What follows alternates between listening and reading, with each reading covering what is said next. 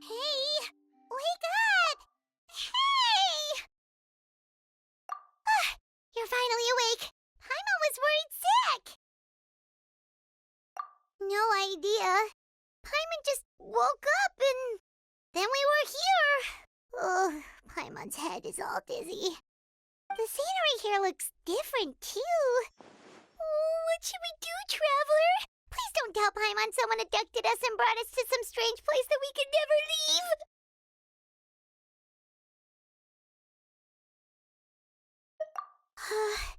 You're right. Better to think of this as the beginning of a new adventure.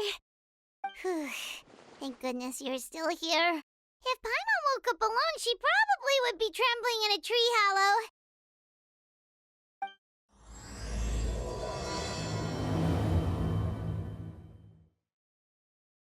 Let's follow this path for now. We might be able to meet someone and figure out what this place is all about.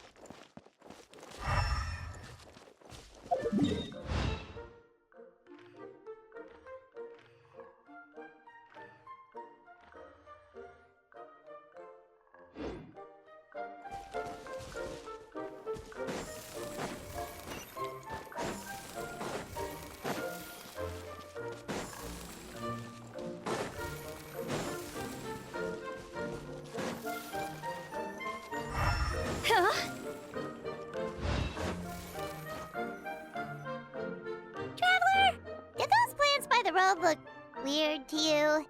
It almost looked like they were made of paper. And those two frogs over there? Yeah, they look like pieces of origami. Oh, by the shade of a lotus leaf stream, don't tell me you forgot how to jump! I didn't forget, Firecracker.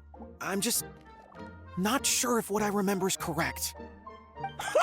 Next thing you know, you'll have forgotten how to sing, much less notate a score. You still remember why we call you Stream, don't you? Yeah, because I've got a great singing voice. Although these days, the name seems more ironic than anything.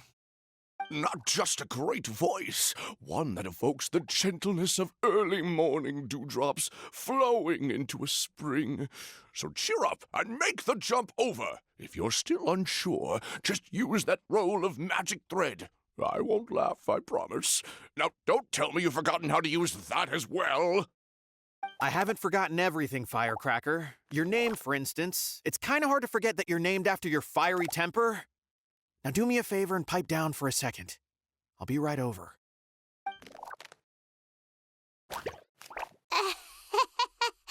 You saw that too, right? Paimon's not seeing things, is she?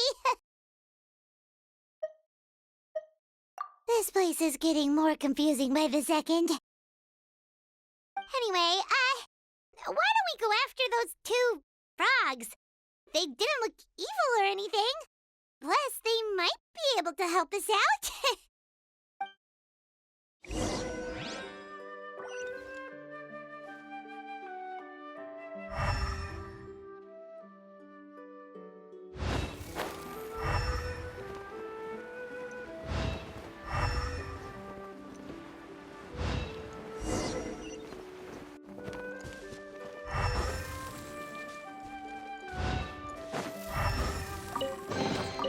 Jackpot!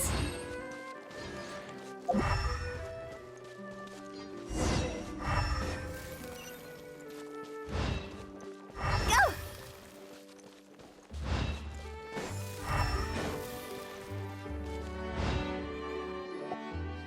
Guess we're not catching up to those frogs. They were so fast. Paimon couldn't even tell where they hopped off to in the end. Excuse me, honored travelers. Did you come from the Cliff of Prophecy, perchance? The chubby paper hamster just talked. Chubby? Who are you calling chubby? I've just got a slightly thicker layer of paper on me, that's all. Allow me to introduce myself. My name is Almond, and I'm an elder of the Forest of Blessings. I've been waiting here for the hero of prophecy to arrive. Traveler, could you pinch Paimon just to make sure she's not still dreaming? Pinching, you say? Well, I can help with that. Although you'll have to get a little closer. My arms are rather short. That's all right. We just need a minute to collect ourselves. Okay, let's think things through. We know for sure this isn't the world we're familiar with. The talking paper animals and all the paper trees and plants make that pretty clear. The hero from another world, supported by their companions, shall restore peace to the world. That is what the prophecy says. Dearie me, I completely forgot to introduce you to this world, didn't I? And here I am, getting all excited by the arrival of the hero. You'll have to excuse me. This old brain isn't what it once was, all shell and no nut. Oh, well, perhaps my once glossy paper has faded past the point of no return. It's okay, really. You can just tell us all about this world now. Let me think. Where should I even begin? Pretty much forgotten everything that happened in the past. Right. I believe the story circulating along the pulp of this forest goes as follows. A long time ago, 3 goddesses created this world and named it Simulanka. The goddess of creation, who presides over matter and magic, created the mountains and rivers and gave us life. Her powers also paved the way for Simulanka to exist in numerous worlds. After the goddess of creation came the goddess of prophecy, with dominion over the stars and the course of fate itself. She induced the sky to spin and the earth to move. Even to this day, her statue still stands tall at the highest point of Constellation Metropole. The final goddess was the goddess of fate, she who reigns over all treasured tales and dearest wishes. She bestowed upon us the fierce and everlasting feelings of love and hate, and showed us the meaning of death and hope. Whoa, they all seem super impressive. Sounds like they really did a lot. Of course. All new residents of Simulanka come to the forest to thank the goddess of creation for founding this world, and travel to Constellation Metropole to witness the divinations of the goddess of prophecy's numerous oracles. After that, they make their way to the end of the world and tell the goddess of fate about their most cherished dreams. Well, at least that's how it used to be. How it used to be? Did something bad happen? Oh, yeah. That has to do with the hero you're waiting for, right? Yes, this old brain of mine may have forgotten many things, but I will never forget the day the evil dragon descended upon our forest. It came down from the skies in an ominous black mist and ravaged our homeland. Its gigantic footprints can still be seen in the kingdom of breezes and bells. We're incredibly fortunate that no one was hurt. Sounds terrifying. Terror doesn't stop there, I'm afraid. Ever since the attack, the Calligraphy Tavern in the forest has been closed.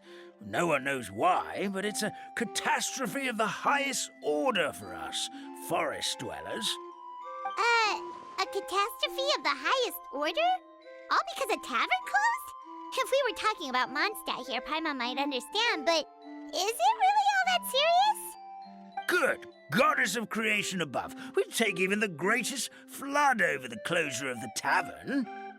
Wet paper will dry out with time. Fallen trees can be restored. But the Calligraphy Tavern is the only source of the magic tonic that sustains all creatures in the forest. Magic what? Magic tonic. It was gifted to the forest by the goddess of creation herself. A special potion that helps us maintain our vitality. Well, our bodies will gradually crumple and become brittle until they eventually disintegrate entirely. Our colors will fade and we'll start to lose our memory until we can't even remember our own names. But wait, Grandpa Almond, does that mean you've already... Oh, I'm afraid so. The color has all but completely faded from my paper. To be honest, all I really remember is that I'm supposed to wait here for the hero of prophecy. But I've already forgotten who gave me that order to begin with. Then we've got to act fast! How can we help? Oh, brave Pixie, may the goddess of fate reward you and your friend for your kindness. Could it be you're the heroes I've been waiting for all along? Not sure how we know that.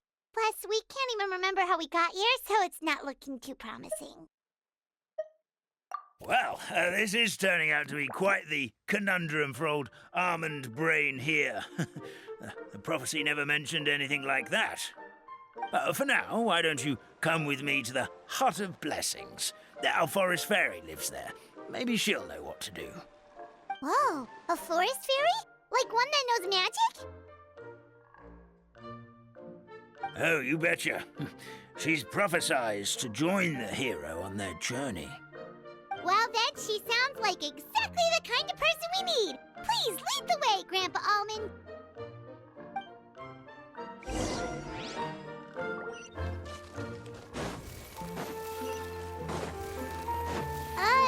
That meadow over there looks pretty strange. That's what the Calligraphy Tavern looks like. Now it's lost all of its color.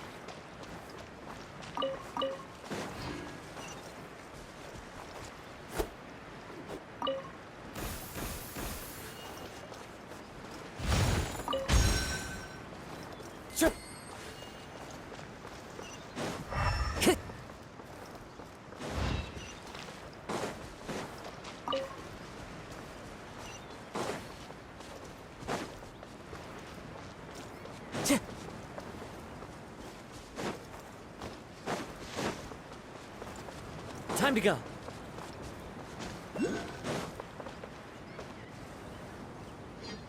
This is the place. If you could just wait a moment, the fairy should be... Traveler! Paimon! Paimon knows that voice!